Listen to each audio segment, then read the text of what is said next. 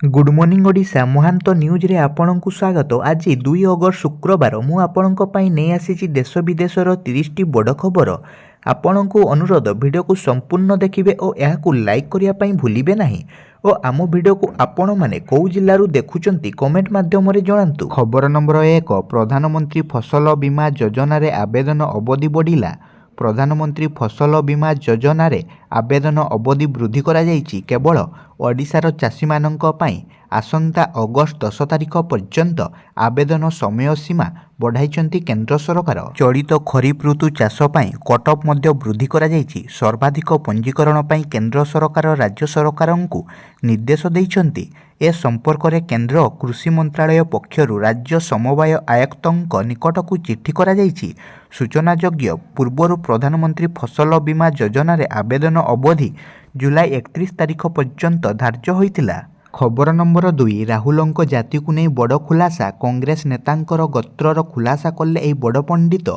किछि दिन धरी जाति प्रसंग नहीं चर्चार अछंती कांग्रेस एमपी तथा विरोधी दल नेता राहुल गांधी।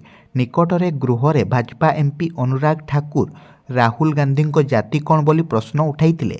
या पूर्वरु मध्य भाजपा राहुल गांधी को हिंदू कि नहीं बोली अनेक थर प्रश्न उठाइछि। एपरी परिस्थिति रे अधिकरु अधिक लोक जानिबाकू चाहंती जे राहुल गांधी केउ जातिर एवं तांकर धर्म कौन। तेबे ए नै पंडित ओमकर नाथ शास्त्री ताजुब करदेबा भली तथ्य रखिछंती। पंडित शास्त्री कहिछंती राहुल गांधी जणे कश्मीर पंडित। यह पछर कारण मध्य से व्याख्या करिछंती। से कहिछंती इंदिरा गांधी जणे ब्राह्मण थिले। से फिरोज गांधी को विवाह करथिले जे पारसी थिले, तेणु तांकर निजर कौनसी गोत्र नथिला। इंदिरा गांधी विवाह पर निजर धर्म परिवर्तन करिनथिले, तेणु से जणे ब्राह्मण रहिथिले। एहीपरि भाबरे तांको पुओ राजीव गांधी एवं संजय गांधी मध्य ब्राह्मण रहिथिले। दुहे निज मांकर समान गोत्र पाइथिले। राहुल गांधी को बापा राजीव गांधी इटाली रे सोनिया गांधी को विवाह करथिले। सोनिया धर्म रे ख्रिस्टियान थिले, किंतु राजीव गांधी तांकर धर्म परिवर्तन करिनथिले, तेणु राहुल मध्य तांको बापांको जाति रे रहिथिले। एहीपरि भाबरे राहुल कश्मीर ब्राह्मण रहिथिले। पंडित ओमकार नाथ आहुरी कहिसंती जे राहुलंक गोत्र हेउची दत्तात्रेय। खबर नंबर 3 टीम इंडियार पूर्वतन क्रिकेटर अंशुमान गायकवाडंक परलोक। महान भारतीय क्रिकेटर अंशुमान गायकवाडंक बुधवार परलोक घटिछि। दीर्घदिन धरी रक्तकर्कट रोग सह लड़ई करी एही प्राक्तन डाहाण हाथी ओपनिंग बैटर शेष में हारी जाइछंती। मृत्यु बेड़कू तांकू 71 वर्ष होइतिला। निकटरे गायकवाड अधिक चिकित्सा लगी लंडन जाइथिले।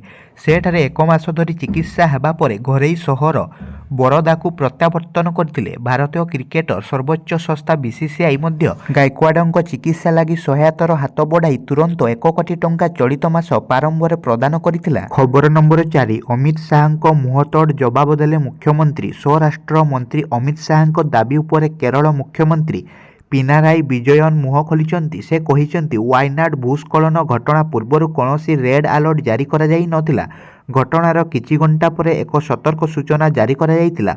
अभियोग एवं प्रति अभियोगर यह समय नुहे बोली से कहिचंती। खबर नंबर 5 रिलीज पूर्व लीक है Pushpa 2 climax scene. South superstar Allu Arjun film Pushpa box office रे सुपरहिट होइतिला। वर्तमान चलचित्रर पार्ट 2 मध्य खूब शीघ्र रिलीज हेबाकू जाउची।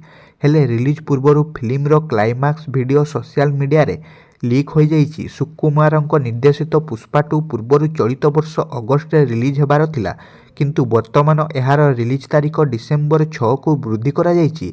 हेले फिल्म सेट रु एक वीडियो लीक हो जाइछि। खबर नंबर 6 भारत को तृतीय पदक देले स्नोपिल। प्यारिस ओलंपिक्स रे भारत को मिली तृतीय पदक। भारतीय शूटर स्नोपिल कुशेल 50 मीटर बंधुक चालना प्रतियोगिता रे तृतीय स्थान अधिकार करी ब्रोंज पदक जीतिछंती। फलरे भारतर पदक संख्या तृतीय रे पहुंची। सूचनायोग्य पूर्वरु मनु भाकर चलित ओलंपिक्स रे भारत को प्रथम पदक भेटी देइथिले।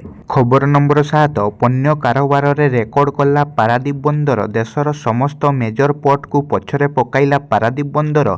चलित वर्ष प्रथम 4 मासरे अर्थात 122 दिन में 50.16 नियुत टन पण्य कारोबार करी नुआ रेकर्ड सृष्टि करिछि पारादीप बंदर। देशर सबु बंदर मध्य द्रुततम पण्य कारोबार करी रेकर्ड सृष्टि करिछि। खबर नंबर 8 लेफ्टिनेंट जेनेराल साधना सक्सेना नायर हेले भारतीय स्थल सेना मेडिकल सर्विस डीजी। ଭାରତୀୟ ସ୍ଥଳସେନା ମେଡିକାଲ ସର୍ଭିସର ଡିଜି ହେଲେ ଲେଫ୍ଟନାଣ୍ଟ ଜେନେରାଲ ସାଧନା ସେକ୍ସେନା ନାୟର। କୌଣସି ଭାରତୀୟ ମହିଳା ଆର୍ମି ମେଡିକାଲ ସର୍ଭିସର ଡିଜି ହେବା ପ୍ରଥମ ଘଟଣା। ସେହି କ୍ରମରେ ସାଧନା ପ୍ରଥମ ମହିଳା ଭାବେ ଏହି ପଦରେ ଅଭିଷିକ୍ତ ହୋଇଛନ୍ତି। ତେବେ ଗୁରୁବାର ଲେଫ୍ଟନାଣ୍ଟ ଜେନେରାଲ ସାଧନା ସେକ୍ସେନା ନାୟାର ତାଙ୍କର ଦାୟିତ୍ୱ ଗ୍ରହଣ କରିଛନ୍ତି। ଖବର ନମ୍ବର 9 ବନ୍ଦ ହେଲା ହୀରାକୁଦ ଜଳଭଣ୍ଡାରର ଆଉ 2 ଗେଟ୍। ହୀରାକୁଦ ଜଳଭଣ୍ଡାରର ଆଉ 2ଟି ଗେଟ୍ ବନ୍ଦ ହୋଇଛି। 2ଟି ଗେଟ୍ ବନ୍ଦ ହେବା ପରେ ଏବେ 12ଟି ଗେଟ୍ ଦେଇ ବର୍ଷା ଜଳ ନିଷ୍କାସନ ଜାରି ରହିଛି। ଜଳଭଣ୍ଡାରର ବାମ ପଟରୁ 8ଟି ଓ ଡାହାଣ ପଟରୁ 4ଟି ଗେଟ୍ ଦେଇ ଜଳ ନିଷ୍କାସନ ଜାରି ରହିଥିବା ଜଣାପଡ଼ିଛି। ପ୍ୟାରିସ୍ ଅଲିମ୍ପିକ୍ସ 2024 ଭାରତର ବିଜୟ ଧାରାକୁ ଭାଙ୍ଗିଲା ବେଲଜିୟମ। 2-1ରେ ଜିତିଲା ବେଲଜିୟମ। ପ୍ୟାରିସ୍ ଅଲିମ୍ପିକ୍ସରେ ଭାରତୀୟ ହକି ଟିମ୍ର ବିଜୟ ଧାରାରେ ବ୍ରେକ୍ ଲଗାଇଛି ବିଶ୍ୱର ନମ୍ବର 1 ଟିମ୍ ବେଲଜିୟମ। ଗୁରୁବାର ଖେଳାଯାଇଥିବା ପୁଲ୍ ବି ମ୍ୟାଚ୍ରେ ବେଲଜିୟମ 2-1 ଗୋଲ୍ ଆଗରେ ରହି ଭାରତର ବିଜୟ ଧାରାକୁ ରଖିଛି। ପ୍ରଥମ କ୍ୱାର୍ଟରରେ କୌଣସି ଟିମ୍ ଗୋଲ୍ କରି ପାରିନଥିଲେ ମଧ୍ୟ ଦ୍ୱିତୀୟ କ୍ୱାର୍ଟରରେ ଅଭିଷେକ ପ୍ରଥମ ଗୋଲ୍ ଦେଇ ଭାରତର ଅଭିଯାନ ଆରମ୍ଭ କରିଥିଲେ। କିନ୍ତୁ ବେଲଜିୟମ ପକ୍ଷରୁ ଥିବେୟୁ ଷ୍ଟୋକ୍ ବ୍ରୋଏକ୍ସ ଏବଂ ଜୋନ୍ ଡଚମ୍ୟାନ୍ ତୃତୀୟ କ୍ୱାର୍ଟରରେ ଗୋଟିଏ ଲେଖାଏଁ ଗୋଲ୍ ସ୍କୋର କରି କମ୍ବ୍ୟାକ୍ କରିଥିଲେ। ବେଲଜିୟମର ଏହି କମ୍ବ୍ୟାକ୍ ଶେଷ ପର୍ଯ୍ୟନ୍ତ ବଜାୟ ରହିଥିଲା। ଭାରତ ପରବର୍ତ୍ତୀ 2ଟି କ୍ୱାର୍ଟରରେ ଗୋଟିଏ ବି ଗୋଲ୍ କରିପାରିନଥିଲା। ଫଳରେ ଏହି ମ୍ୟାଚ୍କୁ 2-1ରେ ଜିତି ନେଇଛି ବେଲଜିୟମ। ଖବର ନମ୍ବର 11 ବିଜେପିରେ ଯୋଗଦେଲେ କୁର୍ମୀ ନେତ୍ରୀ ମମତା ମହାନ୍ତ। ବୁଧବାର ରାଜ୍ୟସଭା ଓ ବିଜେଡିରୁ ଇସ୍ତଫା ଦେଇଥିବା ମମତା ମହାନ୍ତ ଗୁରୁବାର ବିଜେପିରେ ଯୋଗ ଦେଇଛନ୍ତି। ନୂଆଦିଲ୍ଲୀ ସ୍ଥିତ ମୁଖ୍ୟାଳୟରେ ସେ ବିଧିବଦ୍ଧ ଭାବେ ବିଜେପିରେ ସାମିଲ ହୋଇଛନ୍ତି। ବିଜେପି ସାଧାରଣ ସମ୍ପାଦକ ଅରୁଣ ସିଂ ଓ ପ୍ରଭାରୀ ବିଜୟପାଲ ସିଂ ତୋମାର ପୁଷ୍ପଗୁଚ୍ଛ ଦେଇ ଶ୍ରୀମତୀ ମହାନ୍ତଙ୍କୁ ସ୍ୱାଗତ କରିଛନ୍ତି। ବିଜେପିରେ ଯୋଗଦେବା ପରେ ମମତା ମହାନ୍ତ କହିଛନ୍ତି, ଲୋକମାନେ ମୋର ସମ୍ପତ୍ତି। ଲୋକଙ୍କ ସେବା ହିଁ ଏକମାତ୍ର ଲକ୍ଷ୍ୟ। ବିଜେଡିରେ ଅଣଦେଖା କରାଗଲା। ସେବା ସୁଯୋଗ ପାଇଲିନି। ବିଜେଡିରେ ମୋର ଆଉ ଆବଶ୍ୟକତା ଲୋଡ଼ା ପଡ଼ୁନି ଅନୁଭବ କଲି। ଲୋକଙ୍କ ସେବା କୁଡ଼ୁମି ସମାଜର ଉନ୍ନତି ପାଇଁ ବିଜେପିରେ ମିଶିଲି ବୋଲି ମମତା କହିଛନ୍ତି। ଖବର ନମ୍ବର 12 ହୀରାକୁଦ ଡ୍ୟାମ୍ ବିସ୍ଥାପିତଙ୍କୁ ଜମିପଟ୍ଟା ପ୍ରଦାନ କଲେ ରାଜସ୍ୱ ମନ୍ତ୍ରୀ। ହୀରାକୁଦ ଡ୍ୟାମ୍ ବିସ୍ଥାପିତଙ୍କୁ ଜମିପଟ୍ଟା ପ୍ରଦାନ କଲେ ରାଜସ୍ୱ ମନ୍ତ୍ରୀ ସୁରେଶ ପୂଜାରୀ। ସମ୍ବଲପୁର ଜିଲ୍ଲା ରେଙ୍ଗାଲି ତହସିଲର 2ଟି ଗାଁକୁ ଜମିପଟ୍ଟା ପ୍ରଦାନ କଲେ ମନ୍ତ୍ରୀ। କୁଲା ଓ ଥୁଣ୍ଟିକତରବୋଗା ଗାଁର 221 ବିସ୍ଥାପିତ ପରିବାରଙ୍କୁ ଦେଲେ ଜମିପଟ୍ଟା।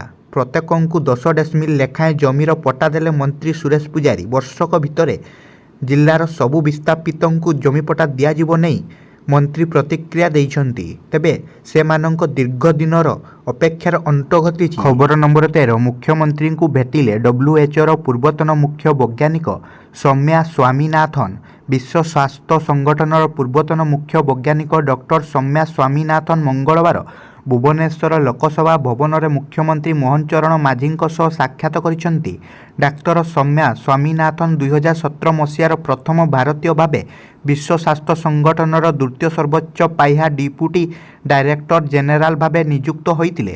ସେ ଏହି ପଦବୀରେ 2 ବର୍ଷ କାଳ କାର୍ଯ୍ୟ କରିବା ପରେ 2019 ମସିହାରୁ ସଂଗଠନର ଗବେଷଣା ବିଭାଗର ମୁଖ୍ୟ ଭାବେ କାର୍ଯ୍ୟ କରୁଥିଲେ। ଖବର ନମ୍ବର 14 ନନ୍ଦନକାନନକୁ ଜଗିବେ ଓଡ଼ିଶା ଶିଳ୍ପ ସୁରକ୍ଷା ବାହିନୀ।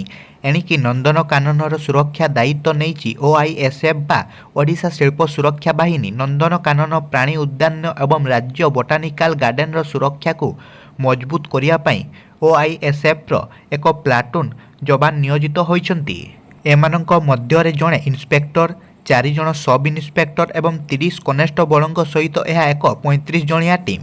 30 ଜୁଲାଇରେ ନନ୍ଦନକାନନ ଏବଂ OISF ମଧ୍ୟରେ ଗୋଟିଏ MOU ସ୍ୱାକ୍ଷରିତ ହୋଇଥିଲା। ଗୁରୁବାରଠାରୁ ଏହି ଫୋର୍ସ ଅନ୍ତର୍ଭୁକ୍ତ କରାଯାଇଛି। ଖବର ନମ୍ବର 15 ୱାଇନାଡ଼ ଭୂସ୍ଖଳନ ଘଟଣାସ୍ଥଳ ପରିଦର୍ଶନ କଲେ ରାହୁଲ ଓ ପ୍ରିୟଙ୍କା। କଂଗ୍ରେସ MP ରାହୁଲ ଗାନ୍ଧୀ ଏବଂ ଦଳର ସାଧାରଣ ସମ୍ପାଦକ ପ୍ରିୟଙ୍କା ଗାନ୍ଧୀ ଭଦ୍ରା ଗୁରୁବାର କେରଳର ୱାଇନାଡ଼ରେ ପହଞ୍ଚିଥିଲେ, ଯେଉଁଠାରେ ପ୍ରବଳ ବର୍ଷା ଯୋଗୁଁ ଭୂସ୍ଖଳନ ଘଟିଥିଲା। ରାହୁଲ ଗାନ୍ଧୀ ଏବଂ ପ୍ରିୟଙ୍କା ଗାନ୍ଧୀ ଘଟଣାସ୍ଥଳକୁ ଯାଞ୍ଚ କରି ପୀଡ଼ିତଙ୍କ ପରିବାର ଲୋକଙ୍କୁ ଭେଟିଥିଲେ। ସେ ପୀଡ଼ିତଙ୍କୁ ସାନ୍ତ୍ୱନା ଦେଇଥିଲେ ଏବଂ ସମସ୍ତ ସମ୍ଭାବ୍ୟ ସାହାଯ୍ୟ ପାଇଁ ସେମାନଙ୍କୁ ଆଶ୍ୱାସନା ଦେଇଥିଲେ। ରାହୁଲ ଗାନ୍ଧୀ କହିଛନ୍ତି ଯେ, ମୁଁ ୱାଇନାଡ଼ର ଲୋକଙ୍କ ସହ ଛିଡ଼ା ହୋଇଛି ଏବଂ ସେମାନଙ୍କୁ ସମସ୍ତ ପ୍ରକାରର ସାହାଯ୍ୟ କରିବାକୁ ପ୍ରସ୍ତୁତ ଅଛି। ଏଥିସହିତ ପ୍ରିୟଙ୍କା ଗାନ୍ଧୀ ମଧ୍ୟ ଏହି ଘଟଣାରେ ଦୁଃଖ ପ୍ରକାଶ କରି ପୀଡ଼ିତମାନଙ୍କୁ ସମସ୍ତ ସାହାଯ୍ୟ କରିବେ ବୋଲି ଆଶ୍ୱାସନା ଦେଇଛନ୍ତି। ପୀଡ଼ିତଙ୍କୁ ସମସ୍ତ ସମ୍ଭାବ୍ୟ ସହାୟତା ଯୋଗାଇବାକୁ କଂଗ୍ରେସ ଦଳ ପ୍ରସ୍ତୁତ ବୋଲି ସେ କହିଛନ୍ତି।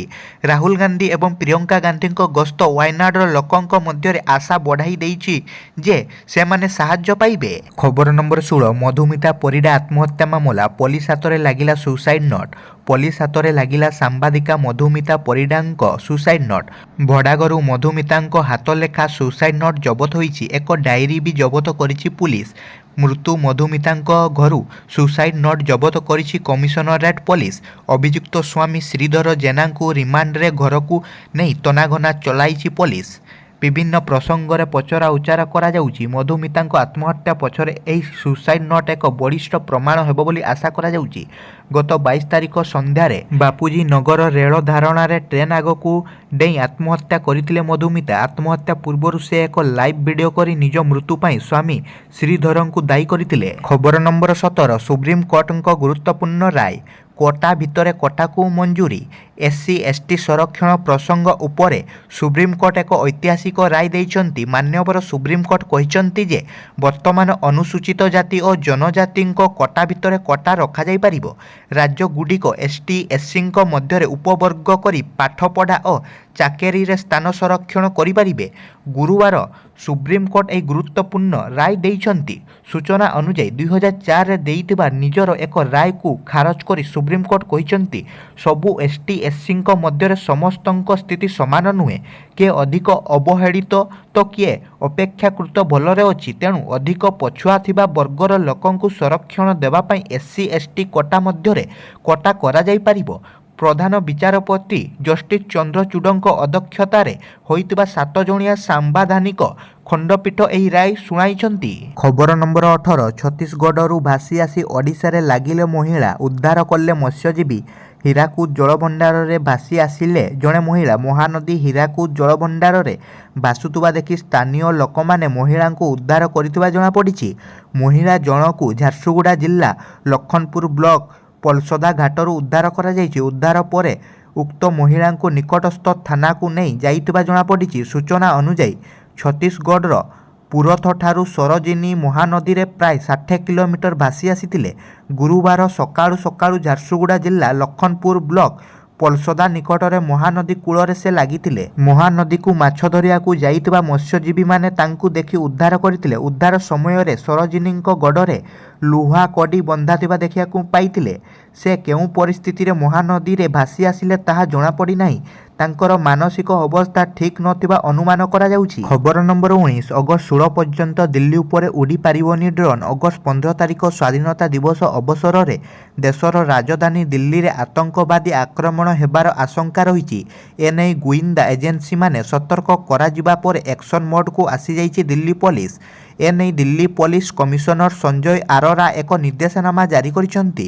ଏହି ନିର୍ଦ୍ଦେଶ ଅନୁଯାୟୀ ଦିଲ୍ଲୀରେ paraglider, paramotors, hang glider, UAV, UAS, microlight, aircraft, hot air balloon, para jumping ଏବଂ ଡ୍ରୋନ୍କୁ ନିଷିଦ୍ଧ କରାଯାଇଛି। ଆଜିଠାରୁ ଅଗଷ୍ଟ 16 ପର୍ଯ୍ୟନ୍ତ ଏହି କଟକଣା ଜାରି କରାଯାଇଛି। ଖବର ନମ୍ବର 20 ପ୍ରଥମ ଥର ପାଇଁ 25,000 ପଏଣ୍ଟ ଟପିଲା ନିଫ୍ଟି। ଅଗଷ୍ଟ ମାସର ପ୍ରଥମ କାରବାର ଅଧିବେଶନ ଭାରତୀୟ ଷ୍ଟକ୍ ବଜାର ପାଇଁ ଐତିହାସିକ ରହିଛି। ନ୍ୟାସନାଲ ଷ୍ଟକ୍ ଏକ୍ସଚେଞ୍ଜର ନିଫ୍ଟି ପ୍ରଥମ ଥର ପାଇଁ ସର୍ବକାଳୀନ ସର୍ବୋଚ୍ଚ ସ୍ତର 25,000 ଅତିକ୍ରମ କରିବାରେ ସଫଳ ହୋଇଥିବା ବେଳେ ବିଏସ୍ଇ ସେନ୍ସେକ୍ସ ମଧ୍ୟ 82,000 ଟପି 82,129.49ର ଐତିହାସିକ ସର୍ବୋଚ୍ଚ ସ୍ତରରେ ପହଞ୍ଚିଛି। ବଜାରରେ ଏହି ବୃଦ୍ଧିର ଶ୍ରେୟ ଏଜେନ୍ସି ଷ୍ଟକ୍ଗୁଡ଼ିକୁ ଯାଉଛି। Coal India, ONGC, power grid ଭଳି ସରକାରୀ କମ୍ପାନୀର ସେୟାରରେ ପ୍ରବଳ କ୍ରୟ ଦେଖିବାକୁ ମିଳୁଛି।